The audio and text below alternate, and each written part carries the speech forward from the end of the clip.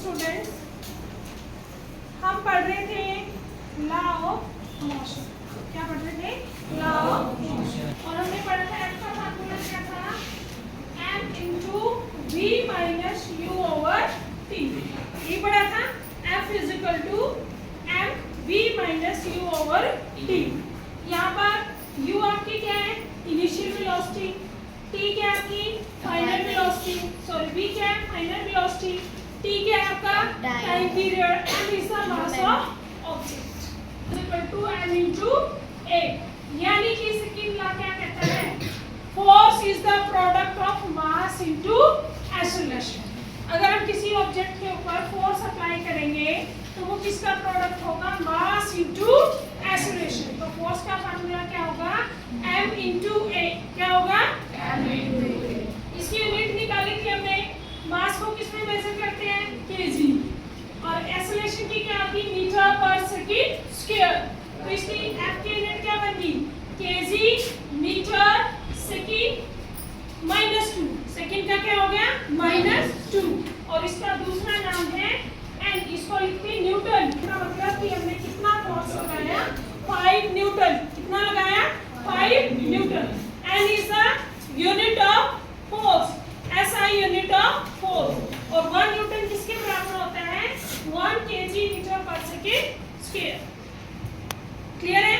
अगर मान लो कोई ऑब्जेक्ट है, इसका मास 1 kg है। क्या है? 1 kg। अगर इसके ऊपर फोर्स लगाए और ये 1 मीटर की डिस्टेंस कवर करे और यहाँ पर पहुंच जाए, ठीक है, तो हम जो फोर्स लगा रहे हैं उसकी वैल्यू क्या होगी? 1 न्यूटन। क्या होगी? 1 Newton. When we apply force on a object whose mass is 1 kg and displace it at a distance of 1 meter for 1 second, और टाइम ये कितना है? 1 सेकंड। तो ये कितना फोर्स इस पर काम कर रहे हैं? 1 न्यूटन। कितना काम कर रहे हैं? 1 न्यूटन। अब आगे क्वेश्चन आता है कि what is the application of second law. Second law of motion क्या हमारी डेली लाइफ में क्या एप्लीकेशन है? तो हमने पढ़ा था, एक तो ये था कि फोर्स किसी भी ऑब्जेक्ट पर कितना फोर्स लगाएंगे वो उसके मास और एक्सेलरेशन पर डिपेंड करे। अगर मान लो किसी बॉडी का मास ज्यादा है और उसको हमने पुश करना है तो हमें ज्यादा फोर्स लगाना पड़ेगा। अगर कोई बॉडी हल्की है, मास कम है और उस पर हमें पुश करना है तो उस पर फोर्स कम लगाना। क्रिकेट खेलते सबने देखा है, जब क्रिकेट खेलते हैं तो जो फील्डर होते हैं, फील्डिंग करते हैं, तो वो कैच पकड़ने के लिए हाथ को ऐसे पीछे लेके जाते हैं ना, वो एकदम कैच क्यों नहीं पकड़ते?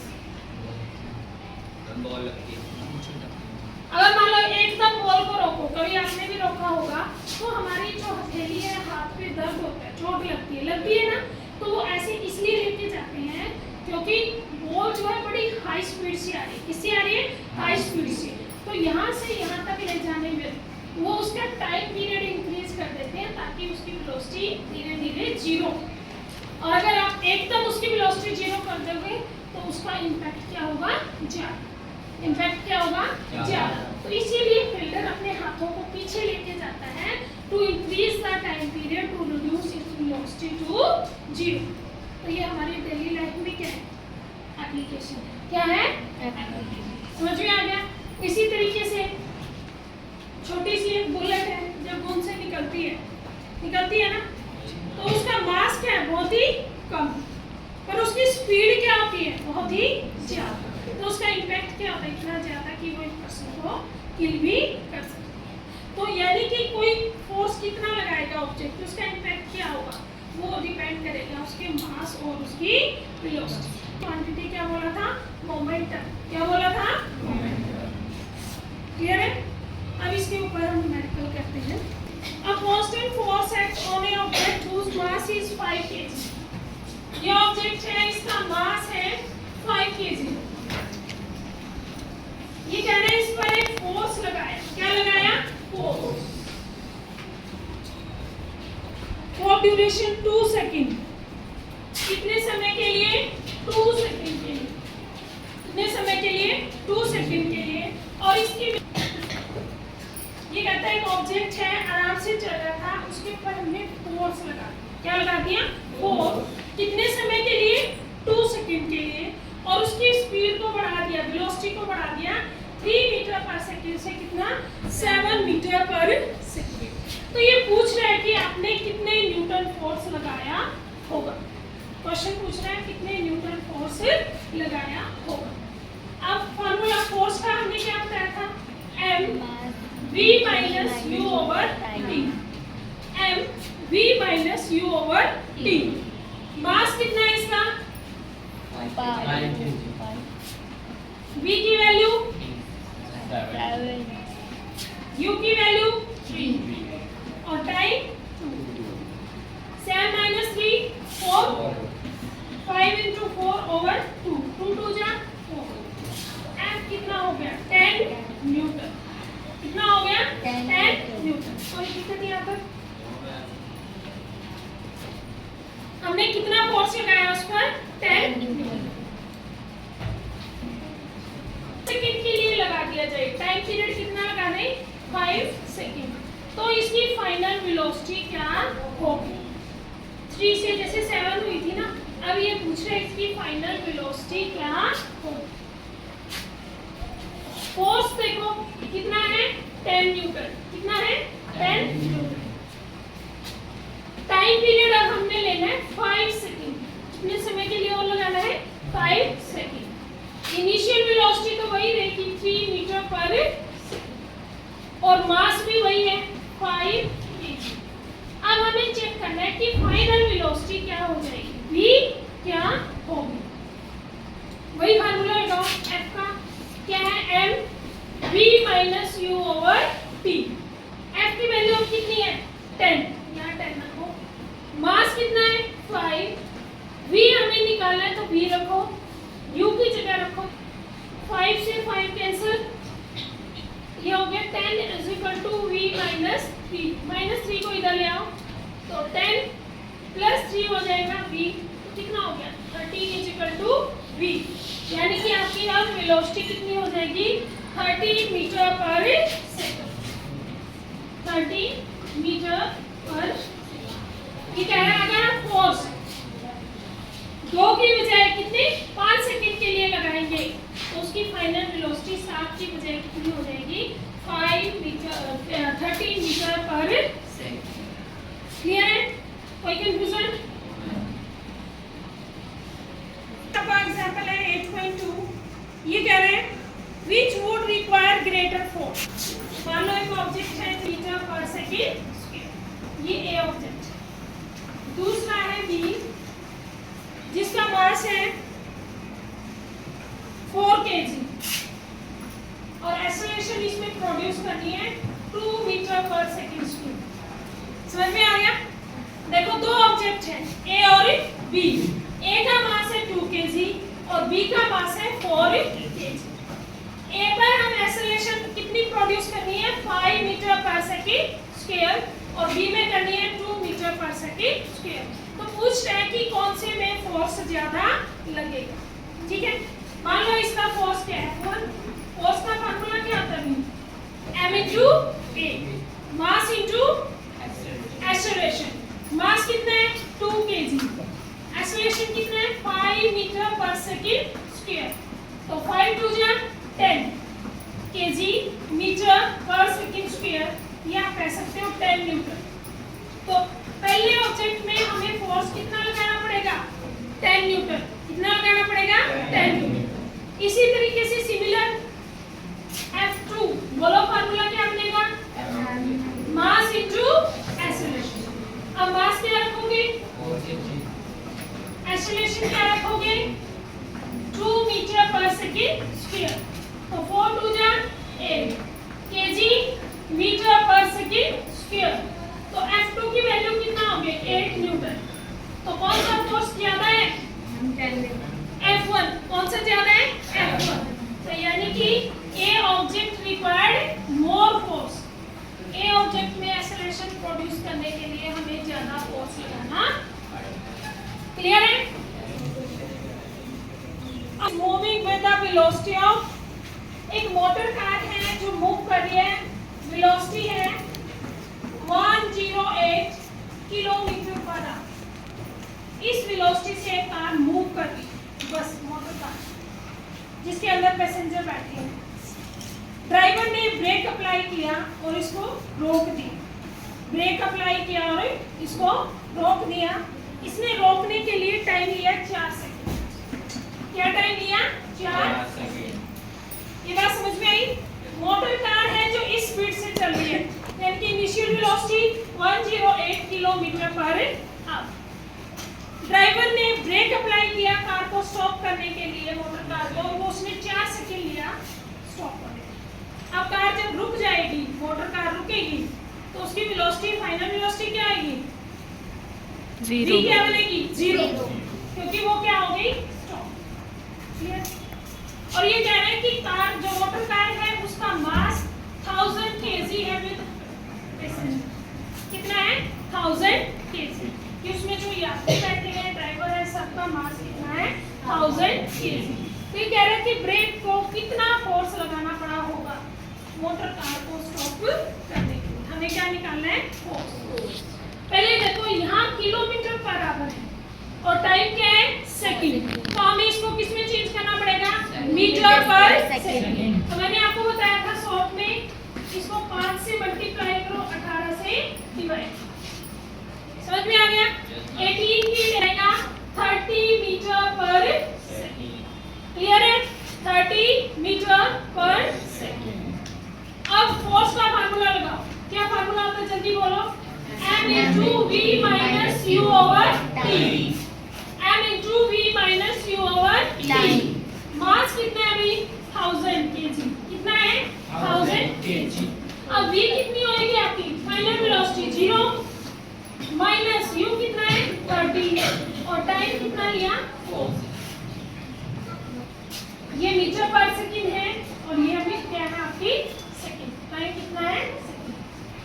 अब इसको अगर हम सॉल्व करें तो इसको कैसे लिखेंगे? 4 की टेबल में 4 2 जा 8, 4 5 जा 20। ठीक है, तो ये बनेगा 250 इंटू -30। ठीक है, और केजी, मीटर और सेकेंड की क्या हो गया? स्केल। इसको मल्टीप्लाई करो, 2 0 25 जा 75। कितना न्यूटन हो? अब यहाँ नेगेटिव साइन इंडिकेट कर रहा है कि बस चल रही है फॉरवर्ड और ब्रेक अप्लाई कर रहे हैं फोर्स से अपोजिट डायरेक्शन में, तभी तो गाड़ी रुकेगी ना। तो negative sign indicate that brake are apply force in opposite direction. Opposite direction में अप्लाई कर रहे हैं किसकी? Motion of car. भी कार आगे जा रही है, उसको ब्रेक क्या करेंगे? रोकेंगे, तभी तो उसके उल्टे में काम करेंगे। तो negative sign indicate brakes are working in opposite direction. Clear? Yes. Yes. 5 Newton give a mass. एक फोर्स हमने लगाया है 5 न्यूटन। क्या लगाया है? 5 न्यूटन। और एक मास है m1। क्या है? m1। इसकी एक्सेलरेशन है m1 की। दूसरा मास है m2 जिसकी एक्सेलरेशन है 20 मीटर पर सेकेंड। ये मान लो a1 है, ये क्या मान लो? a2। ये कह रहा है कि what acceleration would it would give if the both the mass are tied together। ये कह रहा है कि दोनों मास को अगर इकट्ठा बांध दे, ठीक है, तो इसकी एक्सेलरेशन कितनी प्रोड्यूस होगी अगर फोर्स सेम रहे। अगर फोर्स क्या रहे? सेम, यानी कि फोर्स आपका 5 न्यूटन ही रहेगा, पर इन दोनों का जो मास हो जाएगा वो क्या हो जाएगा? m1 plus m2। तो ये कहता है नई एक्सेलरेशन क्या होगी। कहने का मतलब ये कि एक ऑब्जेक्ट है, इसको हमने धक्का लगा दिया, पुश कर दिया, तो इसकी एक्सेलरेशन प्रोड्यूस हुई 10 मीटर पर सेकेंड स्क्वायर। इस पर फोर्स लगाया तो इसके अंदर कितनी एक्सेलरेशन आ गई? 20 मीटर पर सेकेंड स्क्वायर। हमें मास नहीं पता, तो कहते हैं दोनों ऑब्जेक्ट को अगर इकट्ठा बांध दे तब इसके अंदर फोर्स लगाए तो कितनी एक्सेलरेशन प्रोड्यूस होगी। तो पहले हम दोनों का हम क्या निकाल लेंगे? मास। तो देखो फोर्स का फार्मूला क्या आता है? मास इनटू एक्सेलरेशन। ठीक है, फोर्स कितना है? 5 न्यूटन। मास हमें m1 इसका निकाल निकालना है और एक्सेलरेशन क्या है इसकी 10।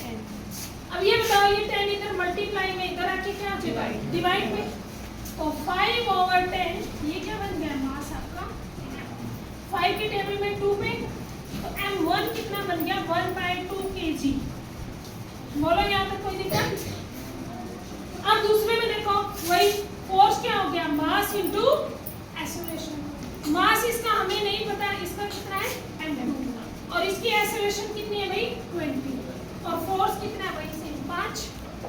तो 20 को इधर ले आओ 5/20 ये क्या आ गया m2 5 के टेबल में 24 पे, तो m2 आ गया आपका 1/4। अब टोटल मास क्या बनेगा आपका m1 प्लस m2 m1 की वैल्यू कितनी है भाई 1/2 और इसकी 1/4। एलसीएम ले लो 4 2 + 1 यानी कि 3/4 kg। कितना मास हो गया 3/4 kg। अब F = ma। ए हमें निकालना है कि नई एक्सेलरेशन क्या हो। F कितना है वही 5 न्यूटन, मास आ गया आपका 3/4 a। तो a की वैल्यू क्या होगी, ये चीज इधर मल्टीप्लाई में इधर आके क्या हो जाएगा डिवाइड में, तो 5 4 चला जाएगा ऊपर 3 नीचे a, तो ये आएगा 20/3 मीटर/सेकंड। और 20/3 को क्या लिखते हैं 6.67 मीटर/सेकंड।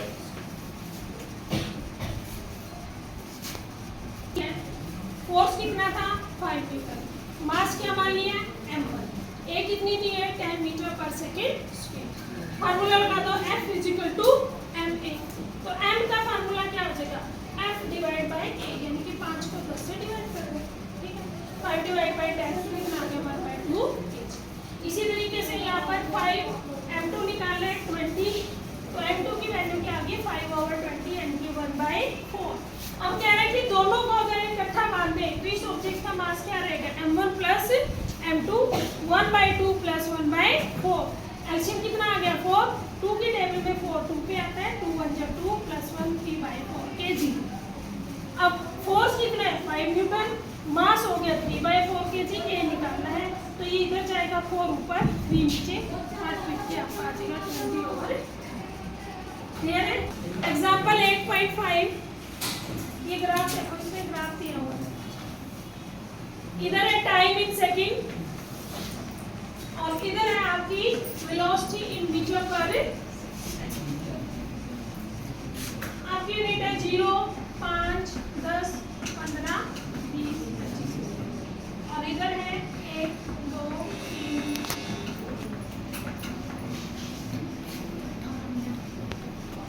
आपका इसका मतलब क्या है, इस ग्राफ से ये पता चल रहा है कि ऑब्जेक्ट की जो इनिशियल वेलोसिटी है वो कितनी है 20 मीटर/सेकंड। v कितनी है 20 मीटर/सेकंड, क्योंकि देखो स्टार्टिंग में ऑब्जेक्ट यहाँ पर है और बाद में कहाँ आ गया यहाँ पर, यानी कि यहाँ पर वेलोसिटी क्या होगी 0, क्या होगी 0, तो उसकी u क्या बनेगी 0। पहले बताओ ग्राफ से ये बात समझ आई? Yes ma'am. ग्राफ ऐसे नीचे की तरफ आ रहा है तो स्टार्टिंग में u क्या है उसकी 20 मीटर/सेकंड और v क्या है स्टॉप हो गया 0 मीटर/सेकंड। अब इसके लिए उसने टाइम कितना लिया 10 सेकंड। टाइम कितना लिया 10 सेकंड नहीं होगी। अब नेक्स्ट क्वेश्चन को देखो ये क्या कह रहे हैं। अब velocity time graph for a ball जिसका मास है 20 ग्राम। एक बॉल है जिसका मास कितना है 20 ग्राम। ये बात सोचने वाली 20 ग्राम है, हमें क्या चाहिए केजी। ऐसा यूनिट मास की क्या है केजी, तो इसको 1000 से क्या करो डिवाइड, 0 से 0 कैंसिल, 2 के नाम का क्या लगाओ पॉइंट 0.02। क्लियर है? यूनिट बदल गई। तो ये पूछ रहे हैं कि इसमें कितना फोर्स लगेगा बॉल को रेस्ट पे लेके आने के लिए। तो ये formula F = m v - u/t।